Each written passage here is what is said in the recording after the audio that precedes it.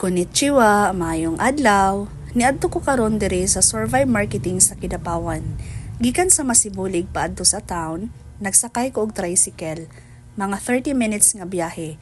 Kay dili man ta kabalo mo drive unya, nag-duty pod ang ato ang bossing. So dugay-dugay pod ko usa nakabalik diri sa Survive nga dako. Mga 1 year pod kapin.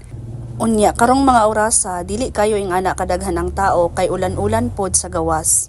Sa akong pag-adto karon diri sa Survive Marketing, same lang gihapon ang plastada sa kadtong last na akong pag-adto diri last year.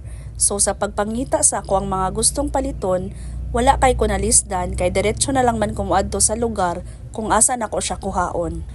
Nagbaklay-baklay pa ko ana dira sa sulod kay nagpadugay-dugay pa ko kay lagi ulan pa sa gawas.